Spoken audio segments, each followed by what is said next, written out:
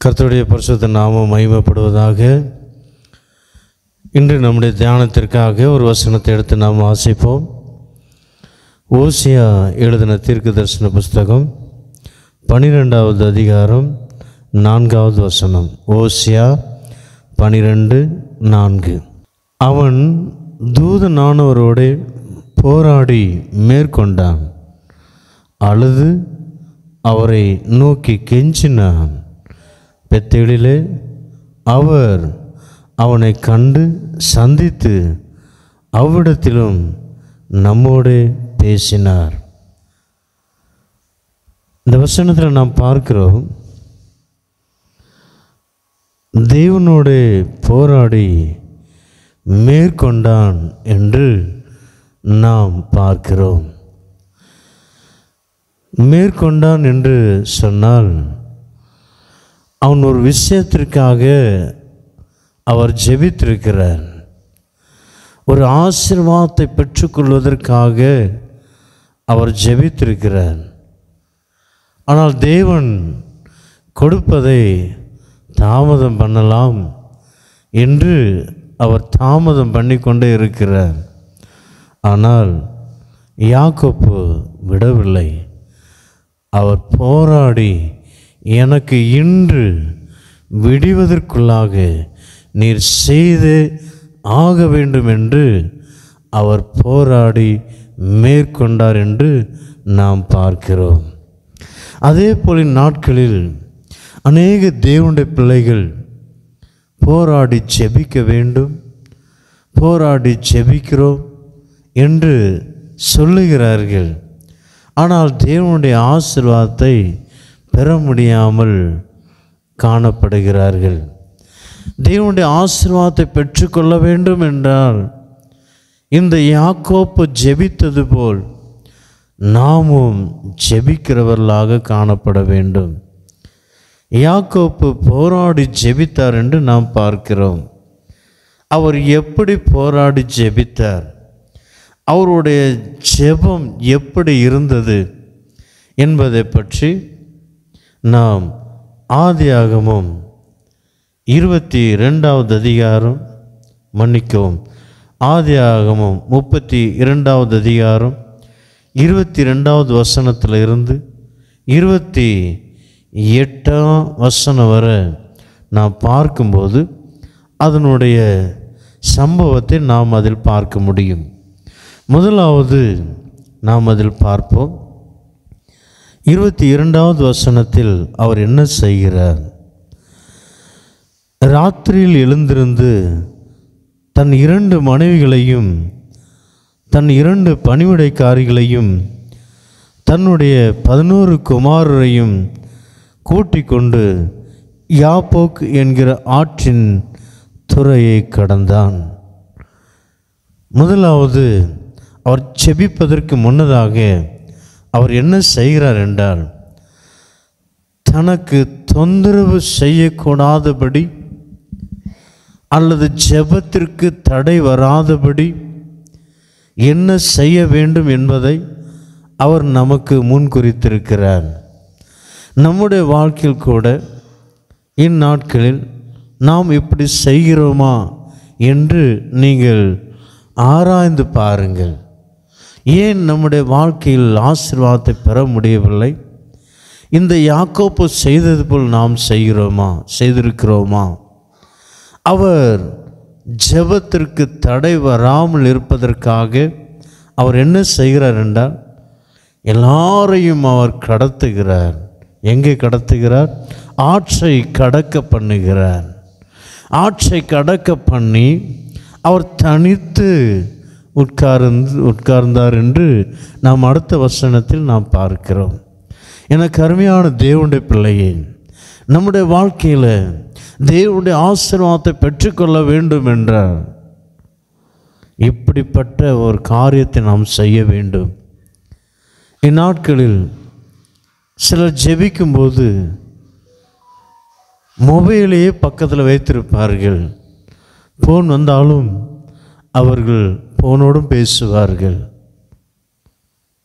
மற்றும் தொந்தரவு செய்கிற அநேக காரியங்கள் உண்டு. அதெல்லாம் ஒன் பை ஒன்னாக நான் சொல்லி வர்ணிக்க நான் விரும்பலை. ஆனால் இந்நாட்களில் எல்லா தேவனுடைய பிள்ளைகளுடைய குடும்பங்களிலும் இந்த மொபைல் என்ற ஒரு பொருள் எல்லா ஆசீர்வாதத்துக்கும் தடையாக இருக்கிறது என்று நாம் சொல்ல முடியும். எத்தனையோ குடும்பங்களில் இந்த மொபைல் ஆசீர்வாதத்தை கெடுத்துள்ளது. எனக்கு அருமையான தேவனுடைய பிள்ளையே, மொபைல் நல்ல ஒரு பொருள் தான், ரொம்ப உபயோகமான ஒரு பொருள் தான். அதே மாதிரி அது ஒரு மனுஷனுடைய வாழ்க்கையும் அழித்து போடும் என்பதை புரிந்து கொண்டவர்களாக ஜெபிக்கும்போது நாம் அதை விட்டு தூரமாக இருக்க வேண்டும் என்பதை தேவ ஆவியானவர் உணர்த்துகிறார். எனக்கு அருமையான தேவனுடைய பிள்ளையே, இப்பொழுது சிலரிடம் போனில் ஜெபிக்க வேண்டியது இருக்கும். நீங்கள் போனில் ஜெபிக்கிறது தவறல்ல. ஆனால் பர்டிகுலர் விஷயத்திற்காக நீங்கள் ஜெபிக்கும்போது, இந்த ஆசீர்வாதத்திற்காக நான் ஜெபிக்க உட்காருகிறேன் என்று நீங்கள் தீர்மானத்தோடு உட்காரும்போது, இவை எல்லாவற்றையும் அப்புறப்படுத்தி உங்களை தொந்தரவு செய்கிற எல்லாவற்றையும் அப்புறப்படுத்த வேண்டும். அதற்கு பிறகு நீங்கள் ஜெபத்தில் உட்கார வேண்டும் என்று வேதத்தில் நமக்கு ஒரு முன்மாதிரியாக இருக்கிறார். ஒரு தேவனுடைய பரிசுத்தவான் இப்படியாக அவர் சொன்னதை நான் கேட்டிருக்கிறேன். அவர் தேவனோடு போராட வேண்டும் என்ற ஒரு எப்பப்பெல்லாம் அவருக்கு ஒரு எண்ணம் வருகிறதோ அப்பெல்லாம் அவர் என்ன செய்வார் என்றால், அவர் தன்னுடைய வீட்டை விட்டு வெளியே சென்று சில நேரங்களில் காடுகளில், சில நேரங்களில் ஊர்களிலும், சில நேரங்களில் மலைகளிலும், சில நேரங்களில் லாட்ஜிலும் அவர் தனித்து போய் ஜெபம் பண்ணுவாராம். வீட்டில் இருந்தால் பிள்ளைகள் தொந்தரவு செய்யும், மனைவி தொந்தரவு செய்வார்கள், புருஷன் தொந்தரவு செய்வார்கள், மற்றும் பலவிதமான வேலைகள் வரும், பலவிதமான கால் அழைப்புகள் வரும். இதெல்லாம் நம்மை தொந்தரவு செய்யும் என்று சொல்லி குடும்பத்தின் அனுமதியோடு அவர் தனியே புறப்பட்டு செல்வாராம். தனியே புறப்பட்டு சென்று தேவனோடு அவர் போராடி ஜெபிப்பாராம். இதுதான் நமக்கு ஒரு அடையாளம். எனக்கு அருமையான தேவனுடைய பிள்ளையே, நம்முடைய வாழ்க்கையில் நாம் எப்படி இருக்கிறோம்? ஜெபம் என்று சொன்னால் இப்படி நாம் ஜெபிக்க வேண்டும். யாக்கோப்பை போல எல்லாரையும் நாம் அப்புறமாக கடத்தி அல்லது அவர்களை விட்டு நாம் தூரமாக சென்று தனியே உட்கார்ந்து நாம் ஜெபிக்க வேண்டும். ஒரு ஆயத்த ஜெபம். ஜெபிப்பதற்கு முன்பதாக நாம் ஆயத்தமாக வேண்டும். இரண்டாவது, ஜெபிப்பதற்கு முன்பதாக நாம் என்ன செய்ய வேண்டும் என்றால், வாசிக்கும்போது அதே ஆதியாகமத்தில் நாம் வாசிக்கும்போது ஆதியாகமம் 32, 13, 14, 15 நாம் வாசிக்கும்போது அதில் ஒரு சம்பவம் எழுதப்பட்டுள்ளது. யாக்கோப்பு ஜெபிப்பதற்கு முன்னதாக அவர் என்ன செய்தார் என்றால், தன்னுடைய சகோதரனோடு ஒப்புரவாகுவதற்கு என்ன செய்யணுமோ அதை அவர் செய்கிறதை நாம் பார்க்கிறோம். தன்னுடைய சகோதரனோடு ஒப்புரவாகுவதற்கு நான் என்ன செய்ய வேண்டும்? வெகுமதிகளை கொடுத்து 4 பக்கமும் 4 வேலைக்காரிடம் தன்னுடைய சகோதரனுக்குடைய வெகுமதிகளை அவர் பிரித்து அனுப்புகிறார். என் சகோதரன் இந்த பக்கத்திலிருந்து வந்தால் இந்த பக்கத்தில் நீ செல்லுகிறாயே, நீ சொல்லு, இது உங்களுடைய சகோதரன் உங்களுக்காக கொடுத்த வெகுமதி என்று. ஒருவேளை என்னுடைய சகோதரன் இந்த பக்கம் வந்தான், நீ இந்த பக்கம் போகிறியே, இந்த பக்கம் போகிற நீ இப்படி சொல்ல. 4 பக்கமும் அனுப்பிவிட்டார். எனக்கு அருமையான தேவனுடைய பிள்ளையே, ஒப்புரவாக வேண்டும். ஒரு ஜெபத்திற்கு முன்னதாக ஒரு சகோதரனோடு சகோதரியோடு உங்களுக்கு மனம் கசப்பு இருக்குமானால்,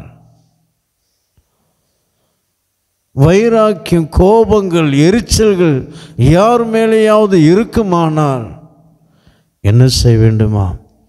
ஒப்புரவாக வேண்டும்.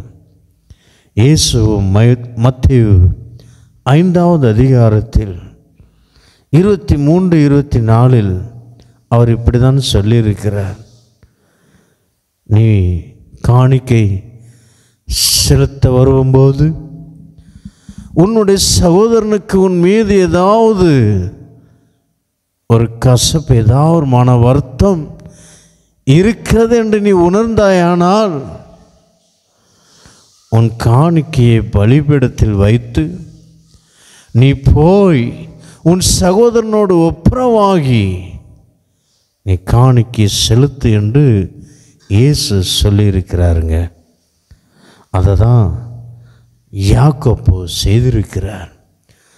தன்னுடைய ஜெபத்திற்கு முன்னதாக அவர் செய்த காரியம் அதுதான். எனக்கு அருமையான தேவனுடைய பிள்ளையே, நாம் யாக்கோப்பை போல போராடி ஜெபித்து ஆசீர்வாதத்தை பெற வேண்டும் என்றால் நம்முடைய வாழ்க்கையில் முத நாம் செய்ய வேண்டியது நாம் இந்த காரியம்தான். இந்த காரியத்தை நாம் சரியாக செய்வோமானால் மற்றபடி ஜெபம் மேல் நோக்கி செல்லும், உடனே பதில் உங்களுக்கு வரும்.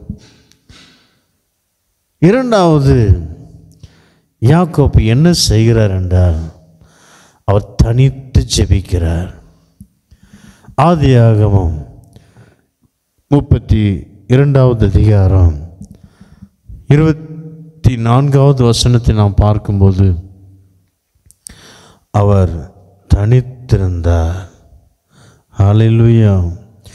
யாக்கோபு பிந்தி தனித்திருந்தான். தனி ஜெபம் மிக மிக அவசியம். ஒரு மனுஷனுடைய வாழ்க்கையில் தனி ஜெபம் இருக்கும்போது அவனை எந்த மனுஷனும் எந்த பொல்லாத வல்லமையும் அவனை மேற்கொள்ளவே முடியாது. ஏனென்றால் அவன் தேவனையே மேற்கொள்ளுவான். ஹல்லேலூயா. ஒரு தனி ஜெபம் ஒரு மனுஷனுடைய வாழ்க்கையில் இருக்குமானால் அவன் தேவனையே மேற்கொள்ளுகிற ஒரு தேவனுடைய மனுஷனாக மாறிவிடுகிறான்.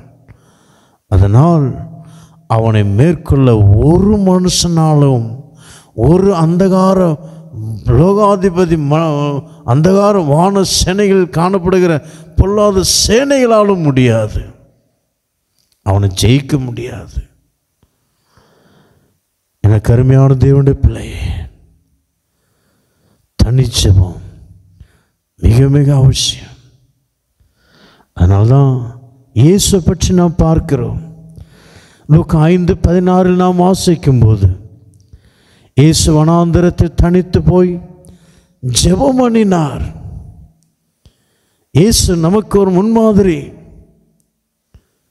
இயேசு நமக்கு ஒரு முன்மாதிரி. அவர் வனாந்தரத்தில் தனித்து போய் ஜெபம் பண்ணினார்.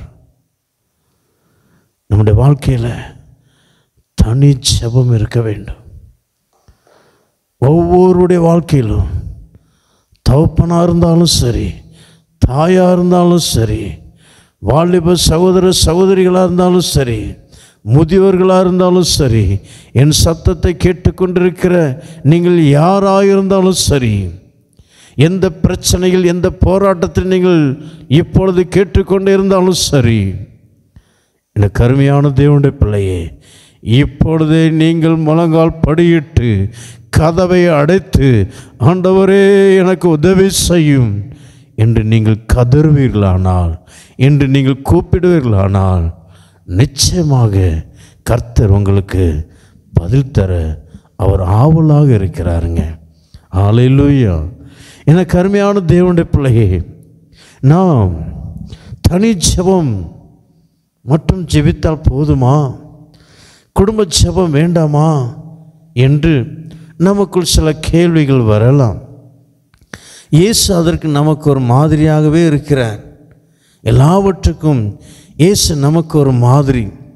நாம் வாசிக்கும்போது மத்தேயு 17:19 நாம் வாசிக்கும்போது, சீசர்கள் தனித்து போய் இயேசுவினிடத்தில் கேட்டார்கள் என்று பார்க்கிறோம். லூக்கா 9:18 நாம் வாசிக்கும்போது, இயேசு சீசர்களோடு கூட தனித்து போய் ஜெபம் பண்ணினார். இயேசு சீசர்களோடு கூட தனித்து போய் ஜெபம் பண்ணினார். அப்படி என்றால் இது பன்மையை குறிக்கிறது. சீசர்களோடு கூட தனித்து போய் ஜெபம் பண்ணினார். குடும்பமாக ஆண்டவருடைய சமூகத்தில் நாம் ஜெபிக்க வேண்டும். ஒரு குடும்பத்தில் கணவன் மனைவியும் இருக்கிறார்கள் என்றால் நீங்கள் ஜெபிக்க வேண்டும். ஒரு குடும்பத்தில் கணவனும் மனைவியும், ஒரு பிள்ளை அல்லது 2 பிள்ளை அல்லது 4 பிள்ளை இருந்தார்களானால் நீங்கள் ஜெபிக்க வேண்டும், சேர்ந்து ஜெபிக்க வேண்டும். ஒருவேளை கணவனார் தூர தேசத்தில் இருக்கலாம், ஒருவேளை மனைவி தூர தேசத்தில் இருக்கலாம், ஒருவேளை பிள்ளைகள் தூர தேசத்தில் படிக்கலாம். அவர்கள் உங்கள் நேரத்தில் காண்டக்ட் தொடர்பு அந்த நேரத்தில் கலந்து கொள்ள முடியும். இந்நாட்களில் ஜூம் மீட்டிங் மூலமாக, வாட்ஸ்அப் கால் மூலமாக, இந்நாட்களில் எவ்வளோ சோசியல் மீடியா மூலமாக நம் தூரமாக இருந்தாலும் கூட அந்த ஜெபத்தில் நாம் கலந்து கொள்ள முடியும். ஆனால் ஒரு வேளை டைம் வித்தியாசமாக இருக்கிறது. தூர தேசத்தில் இப்போ நீங்கள் பார்ப்பீங்கன்னா அமெரிக்காவுக்கும் கனடாவுக்கும், அமெரிக்காவுக்கும் இந்தியாவுக்கும் உள்ள வித்தியாசம் உங்களுக்கு தெரியும். இப்போது பகலில் 2 மணி, இப்போ நான் ரெக்கார்டிங் பண்ணிகிட்ருக்கிற நேரம் 2 மணி. அங்கே அமெரிக்காவில் பார்க்கும்போது ராத்திரி 2 மணியாக இருக்கும். இப்போ அமெரிக்காவில் ஒரு வேளை உங்கள் கணவனார் இருக்கலாம், உங்கள் மனைவி இருக்கலாம், உங்கள் பிள்ளைகள் இருக்கலாம். அப்போ என்ன செய்ய முடியாது? ஃபோன் மூலமாக கூட நம்ம ஜெபிக்க முடியாது. அப்படிப்பட்ட சூழ்நிலை இருக்குமானால் கர்த்தர் மன்னிப்பார், அதை கர்த்தர் கேட்க மாட்டார். ஆனால் சோசியல் மீடியா மூலமாக நீங்கள் ஜெபிக்கலாம் என்ற ஒரு வழி இருக்குமானால் நீங்கள் ஜெபிங்கள். கர்த்தர் உங்களை ஆசீர்வதிப்பார், உங்கள் சந்ததிகளை ஆசீர்வதிப்பார். அதனால் குடும்ப ஜெபம், தனிச்செபம் எப்படி ஒரு மனுஷனுக்கு முக்கியமானதோ அதே போல ஒரு குடும்பத்திற்கு குடும்ப ஜெபம் முக்கியம். ஒரு பழமொழியோடு சொல்லுவாங்க, குடும்ப ஜெபம் இல்லாத வீடு கூரை இல்லாத வீடு என்று சொல்லுவார்கள். எவ்வளோ வருத்தமான ஒரு செய்தி இல்லையா? கூரை இல்லாத வீடு. ஒரு குடும்பத்தில் குடும்ப ஜெபம் இல்லை என்றால் கூரை இல்லாத வீடு. கூரை இல்லாத வீடு என்றால் சீலிங் இல்லாத வீடு. சீலிங் போடலை, அந்த வீட்டில் குடியிருக்க முடியுமா? வெயில் அடிக்கும், பனி பெய்யும், மழை பெய்யும், தூசியாவலும் மண்ணுவலும் குப்பைகள் வரும், குடியிருக்க முடியாது. கூரை இல்லாத வீட்டில் ஒரு குடும்பம் குடியிருக்க முடியாது. ஏன்? இங்கே சமாதானமாக தூங்க முடியாது, சமாதானமாக இருக்க முடியாது. எப்போ மழை வரும், எப்போ வெயில் அடிக்கும், எப்போ பனி பெய்யும் தெரியாது. நிம்மதியாக இருக்க முடியாது. அதே போல் ஒரு மனுஷனுடைய வாழ்க்கையில் தனி ஜெபம், குடும்ப ஜெபம் இல்லை என்றால் அந்த குடும்பம் சமாதானமாக இருக்கவே முடியாது. அந்த குடும்பம் நிம்மதியாக இருக்கவே முடியாது.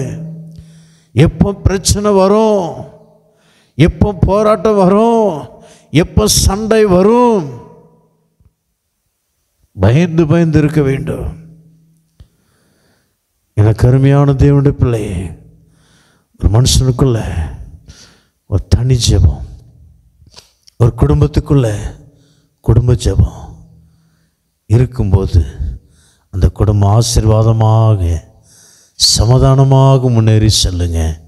கர்த்தர் நமக்கு உதவி செய்வாராக. மூன்றாவது யாக்கோபு செய்த இதை நான் பார்க்க முடியும். 32வது அதிகாரம் 25வது வசனத்தை நான் பார்க்கும்போது அதில் என்ன சொல்லப்பட்டிருக்குன்னா, அப்பொழுது யாக்கோபு உம்முடைய நாமத்தை, மன்னிக்கு 25வது வசனம், அவனை மேற்கொள்ளாததை கண்டு அவனுடைய தொடை சந்தை தொட்டார்.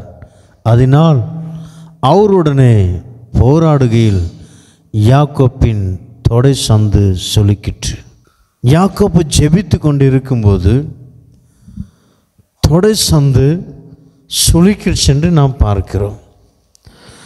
அதன் மூலமாக அவன் நொண்டி நொண்டி நடந்தான் என்று 31வது வசனத்தில் நாம் வாசிக்கிறோம்.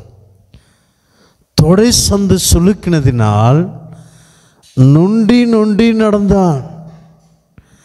எனக்கு அருமையான தேவனுடைய பிள்ளையே, இந்நாட்களில் நாமும் கூட ஜெபிக்கும்போது சில நேரங்களில் மணிக்கணக்காக நாம் உட்கார்ந்திருப்போம். சில நேரங்களில் ஆரம்பத்திலே நமக்கு ஆரம்பிச்சிடும். தலைவலி, தலை சுற்று, இடுப்பு வலி, கால் வலி, கைவலி, வாய்வலி, கண் வலி, கண் மயக்கம், ஏதாவது ஒரு வலி வந்துடும். ஏன்? தேவனே நம்ம டெஸ்ட் பண்ணுவார். மறந்து விடக்கூடாது. சங்கீதம் 11:5 நாம் வாசிக்கிறோம், கர்த்தர் நீதிமானை சோதித்து அறிகிறார். கர்த்தர் நீதிமான்களை சோதிப்பார். நீங்கள் செபத்தில் உட்காரும்போது உடனே தூக்கம் வர்ற மாதிரி கனவு நித்திரையை தேவனே கொடுப்பார். கொடுத்து சோதித்து பார்ப்பார். நீங்கள் செபத்தில் எவ்வளோ ஆர்வமாக இருக்கிறீங்க, எவ்வளோ வைராக்கியமாக இருக்கீங்க, என்னோடு போராட நீங்கள் எவ்வளோ ஆர்வமாக இருக்கிறீங்க என்பதை அவர் ஆராய்ந்து பார்ப்பார். இடுப்பு வலிக்குதா? ஆமாம், நீ சரீரின் பகல் முழுவதும் ரெஸ்டே இல்லைல்ல, அதனால் இடுப்பு வலிக்க தான் செய்யும், கால் வலிக்க தான் செய்யும். தூங்கவே செய்யலல்ல, இன்றைக்கி தூக்கம் வரதான் செய்யும், தூங்கிடுவோம். அப்படின்ட்டு நாம் தூங்கினோம்னா ஆசீர்வாதத்தை பெற முடியாது. யாக்கோப்பு அப்படி எதுவுமே செய்யலைங்க. அவர் என்ன சொல்கிறாருன்னா, என் தொடை சந்து சுளுக்குனாலும் பரவாயில்ல, ஆனால் நீர் என்னை ஆசீர்வதித்தால் ஒழிய நான் உம்மை போக விட. ஒரு வைராக்கியமாக இருக்கிறார். என் தொடை சந்து சுளுக்கட்டும், கால் சுளுக்கட்டும், இடுப்பு சுளுக்கட்டும், தலைவலி வரட்டும், பிரச்சனையே இல்லை. எனக்கு பிரச்சனையே ஆசீர்வாதம்தான். நீர் என்னை ஆசீர்வதித்தால் போதும், நான் நொண்டி நொண்டி நடந்தாலும் பரவாயில்ல, நீர் என்னை ஆசீர்வதிக்கணும். உம்முடைய ஆசீர்வாதம் எனக்கு வேணும், நீர் இல்லாமல் நான் இல்லை. ஒரு வைராக்கியமாக போராடுகிறார். அவர் தொடை சந்து சுளுக்கிடுச்சு, நம்ம ரெஸ்ட் எடுப்போம், நாளைக்கு பார்த்துடலாம் என்று அவர் படுக்க போகலை. தொடர்ந்து ஜெபத்தில் இருக்கிறாருங்க, தொடர்ந்து ஜெபத்தில் இருக்கிறார். எனக்கு அருமையான தேவனுடைய பிள்ளை,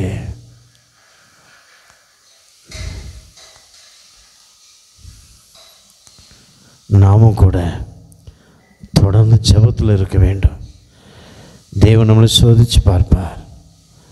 சோர்ந்து போகாதங்க.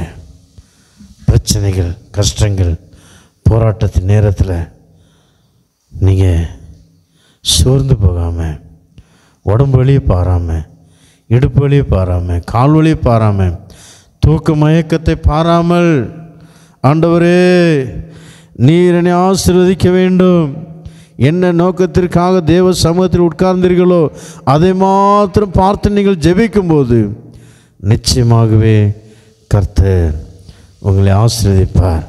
யாக்கோபா தான் தொடை சந்து சுளிக்கிருச்சுன்ட்டு அவர் அதை பார்க்கலைங்க. எனக்கு ஆசீர்வாதம் வேணும், எனக்கு ஆசீர்வாதம் வேணும். எல்லாரும் நிந்திக்கிறாங்க, எல்லாரும் என்னை பரியாசம் பண்ணுறாங்க. இப்போ என்ன சகோதரன் என்னை வேட்டையாடுவதற்காக வருகிறான். உன்னுடைய கரத்திலிருந்து நான் தப்பிக்கப்படணும். கடன்காரர் வருகிறார்கள், அவருடைய கரத்திலிருந்து நான் தப்பிக்கப்படணும். இந்த விஷயத்தில் நான் போராடி இருக்கிறேன். வியாதி டாக்டர்கள் கைவிட்டு விட்டார்கள். எனக்கு நீ சுகம் தந்துதான் ஆக வேண்டும். என் பிள்ளைக்கு சுகம் தந்துதான் ஆக வேண்டும். என் புருஷனுக்கு சுகம் தந்துதான் ஆக வேண்டும். என் மனைவிக்கு சுகம் தந்துதான் ஆக வேண்டும். போராடுங்க, போராடுங்க. எந்த நோக்கத்திற்காக தேவனுடைய சமூகத்தில் உட்கார்ந்தீர்களோ அதை மாத்திரம் பாருங்க. மற்ற எந்த பிரச்சனையும் பாராதீங்க. கர்த்தர் ஆசீர்வதிப்பார். அப்படிதான் யாக்கோபு உட்கார்ந்தார். தொடை சந்து சுளிக்கிடுச்சுன்ட்டு படுக்க போகலைங்க. எனக்கு அருமையான தேவனுடைய பிள்ளையே, தேவனுடைய ஆசீர்வாதத்தை பெற்றுக்கொண்டார். அடுத்தவளை பார்க்கிறோம். அதே அதிகாரம் 32:26 பார்க்கும்போது தேவன் என்ன சொல்கிறார்னா, நான் போகட்டும், என்னை விட்டுவிடு என்கிறார். தேவன் என்ன சொல்கிறாருன்னா, நான் போகட்டும், எனக்கு ரொம்ப டயர்டாக இருக்குப்பா, நான் போகிறேன் அப்படிங்கிறார். என்னை விட்டுவிடு அப்படிங்கிறார். நாம் என்ன சொல்லுவோம்? ஆமாம், தேவன் ரொம்ப பிஸியாக இருப்பார் போல இருக்கும். ஒருவேளை அவரே நம்மகிட்ட போராடி டயர்ட் ஆகிட்டாரோ, சோர்ந்து போயிட்டாரோ அப்படி என்று நினைத்த ஆண்டவரே, ஆமாம் ஆண்டவர், உமக்கு நிறைய வேலைகள் இருக்கும், என்னை போல் எத்தனையோ கோடிக்கணக்கான பேர் ஜெபித்துட்டு இருக்கலாம், எல்லாருக்கும் உதவி செய்ய வேண்டியது இருக்கும் இல்லையா? நீங்கள் போகிறதா இருந்தால் போங்க ஆண்டவரே என்று நாம் சொல்லிடுவோம். நீர் என்னை ஆசீர்வதித்தால் ஒழிய உம்மை போக விடேன் என்று சொல்லுகிறார். நீர் என்னை ஆசீர்வதித்தால் ஒழிய உம்மை போக விடேன். லூக்காவோட இயேசு கிறிஸ்து சொன்ன ஒரு ஊமையை சொல்லுகிறார். லூக்கா 18:1-6 வரை. அது ஊமை அல்ல, அது ஒரு நடந்த சம்பவம். சோர்ந்து போகாமல் எப்பொழுதும் ஜெபிக்க வேண்டும் என்பதை பற்றி அவர் சொல்லுகிறார். அல்லது நம்முடைய வாழ்க்கையில் கூட ஜெபிக்கும்போது சோர்வே வரக்கூடாது. என்ன காரணத்துக்காக நாம் ஜெபத்தில் உட்கார்ந்திருக்கிறோமோ அதை பெற்றுக்கொள்ளும் வரையில் ஆண்டவராக இயேசு கிறிஸ்துவை விடாமல் நாம் போராடி ஜெபிக்கும்போது அவர் நமக்கு நிச்சயமாகவே தருவாருங்க. எவ்வளோ வேணும் சந்தேகமே இல்லை. அடுத்தவளை நான் பார்க்கும்போது ஆதியாகமம் 32:27 பார்க்கும்போது அவர் உடனே கேட்குறார், உன் பெயர் என்ன? உடனே சொல்லுகிறார், யாக்கோப்பு. யாக்கோப்பு என்றால் எத்தன். அதான் நாம் வாசிக்கிறோம். யாக்கோப்பை பற்றி ஏசா சொல்லுவார் 27வது அதிகாரத்தில் 36வது வசனத்தை நான் பார்க்கும்போது தன்னுடைய சகோதரனை பற்றி தன்னுடைய சகோதரனே சாட்டி சொல்லுவார். அவனுடைய பெயர் எப்படியோ அப்படி என்னை 2 முறை அவன் என்னை மோசம் செய்தான் என்று சொல்லுவார். அப்பொழுது அவன் பெயர் யாக்கோப்பு என்னப்படுவது சரியல்லவா? இதோட 2 தரம் என்னை மோசம் போக்கினான், என் சிரேஷ்ட புத்திர பாகத்தை எடுத்துக்கொண்டான், இதோ இப்பொழுது என் ஆசீர்வாதத்தையும் வாங்கி கொண்டான் என்று சொல்லி, நீர் எனக்கு ஒரு ஆசீர்வாதத்தை ஆகிலும் வைத்து வைக்கவில்லையா என்றான். பாருங்க, எவ்வளோ வேதனையோடு தன்னுடைய சகோதரன் சொல்லுகிற வார்த்தை நாம் இப்பொழுது கேட்டோம். உண்மையாகவே யாக்கோப் என்ற பெயருக்கு எத்தன் அல்லது மோசம் போக்கிறவன் அல்லது ஏமாற்றுகிறவன் என்று அர்த்தம். ஏமாற்றுகிறவன். நம்முடைய ஜெபத்திற்கு பதில் வரவில்லையா, உடனே உணர்ந்து கொள்ள வேண்டும். நம்முடைய வாழ்க்கையில் ஏதோ குறைகள் இருக்கிறது, ஏதோ குற்றங்கள் இருக்கிறது, நாம் தேவனிடத்தில் ஏதோ மறைக்கிறோம் என்று புரிந்து கொள்ள வேண்டும். தேவனிடத்தில் மாத்திரம் நாம் மறைக்கவே கூடாது. தேவனிடத்தில் ஓப்பனாக இருக்கணும். தேவனிடத்தில் ஜெபிக்கும்போது சில நேரங்களில் நமக்கு தாமதமாகுதா, ஆண்டோட சமூகத்தில் ஓப்பனாக சொல்லுங்க, ஓப்பனாக பேசுங்க. நீங்கள் செய்த தவறுகளை ஓப்பனாக சொல்லுங்கள். மனுஷனிடம் சொல்லாவிட்டாலும் பரவாயில்ல, ஆனால் தேவனிடத்தில் மாத்திரம் மறைக்கவே கூடாது. தேவனிடத்தில் நாம் மறைப்போமானால் அது நமக்கு சாபமாக மாறும். அதே போல் முன்னோர்கள் சொல்லுவார்கள், முதியோர்கள் சொல்லுவார்கள், ஆசிரியரிடமும் வைத்தியரிடமும் வக்கீலிடமும் நாம் பொய் சொல்லவே கூடாது. இந்த 3 பேரும் நம்முடைய தெய்வம் என்று சொல்லுவார்கள், கண்கண்ட தெய்வம் என்று சொல்லுவார்கள். இன்னொன்று, பெற்றோரிடமும் பொய் சொல்லக்கூடாது. இவர்களிடம் நாம் பொய் சொல்லாமல் இருப்போமானால் நம்முடைய வாழ்க்கையே வெற்றியாக மாறும். இதை புரிந்து கொள்ளுங்கள். எனக்கு அருமையான தேவனுடைய பிள்ளையே, தேவ சமூகத்தில் உட்காரும்போது தேவனுடைய சமூகத்தினுடைய குற்றங்கள் பாவங்கள் அறிக்கையிட்டு, ஆண்டவரே, நான் அப்படிப்பட்ட ஒரு மோசமான மனுஷன் ஐயா, நான் உமக்கு இப்படி துக்கப்படுத்திட்டேன் ஐயா, உம்மை வேதனைப்படுத்திட்டேன் ஐயா, உம்மை வருத்தப்படுத்திட்டேன் ஐயா, என்னோட பேச்சு அப்படியே ஆயிடுச்சு, நான் அப்படியா சிந்திச்சு விட்டேன், தவறுதலாக உம்மை காயப்படுத்திட்டேன், உம்மை வேதனைப்படுத்திட்டேன், என் கண் மூலமா, என் வார்த்தை மூலமா, என் செவிகள் மூலமா உம்மை வேதனைப்படுத்திட்டேன் ஐயா, என்னை மன்னியும். என் ஆண்டோட சமூகத்தில் என்ன செய்யணும்? உறவாடணும். ஆண்டவரே, என்னை மன்னியும், என்னை சுத்திகரியும். உம்முடைய ஊழியக்காரன் என்று சொல்வதற்கு நான் பாத்திரனல்ல, உம்முடைய பிள்ளை என்று சொல்வதற்கு நான் பாத்திரனல்ல. ஆண்டோட சமூகத்தில் கதறணும், ஆண்டவரே உதவி செய்யுங்கப்பா. நிச்சயமாக அவர் நம்மை ஆசீர்வதிப்பார். யாக்கோபுடைய வாழ்க்கையில் அவர் இதை செய்தார். நான் எத்தனாப்பா, என் சகோதரனை நான் மோசம் போக்கினவன், என் சகோதரனை நான் ஏமாத்தினவன், என் மாமாவை நான் ஏமாத்திருக்கிறேன், மோசம் போக்கினவன் தான். மாமாவுக்கு குட்டி போடுற கலர்லாம் எனக்கு வர மாதிரி வச்சேன். நல்ல நல்ல கொழுமையான ஆடுகள் எனக்கு வர்ற சம்பளத்தில் எனக்கு என்ன கலர் குட்டி போட்டால் எனக்கு என்ன சம்பளம் வருமோ அதே குட்டி போடுறதுக்கு நான் அந்த மாதிரி நான் அதெல்லாம் செய்தேன், தந்திரமாக செய்தேன். என் மாமாக்கிட்ட நிறைய நான் சம்பாதித்தது ஏமாற்றத்தின் மூலமாக தான் எல்லாம் சொல்லுகிறார். எனக்கு அருமையான தேவனுடைய பிள்ளையே, யாக்கோப்பு மாமாவிடம் ஏமாற்ற காரணம் என்ன? தன்னுடைய சகோதரனை ஏமாற்றி விட்டு மிகவும் மனஸ்தாபத்தோடு போய்விட்டார். இனிமேல் நான் ஒரு நல்ல வாழ்க்கை வாழ வேண்டும் என்று தான் போனார். ஆனால் அங்கு போன பிற்பாடு தன்னுடைய மாமனாரும் ஏமாற்றிட்டார். ராகேல் கொடுப்பேன் என்று சொல்லி லேயாளை கொடுத்து விட்டார். எல்லாரும் பார்க்கிற வண்ணமாக ரொம்ப மோசம் பண்ணிட்டார். தன்னுடைய மாமன் கூச்ச பார்வையாக இருந்த லேயாளை கொடுத்துட்டார். இன்னும் மனம் தொண்டு போனார். நான் ஏமாற்றக்கூடாதுன்னு வந்தேன், ஒரு நல்ல வாழ்க்கை வாழணும்னு வந்தேன், இப்படிப்பட்ட சூழ்நிலை மாட்டிக்கிட்டேனே, இந்த மோசமான மனுஷன் என்னை ஏமாற்றிட்டான். இப்போ நான் வேலை செய்கிறதுலையும் சம்பளம் சரியாக தரமாட்டான், ஏதாவது ஏமாற்ற கொலைப்பட்டி பண்ணுவான் அப்படி நினச்சி என்ன பண்ணிட்டாரு, இவரும் ஏமாற்றி தனியாக சேர்க்க ஆரம்பித்தார்.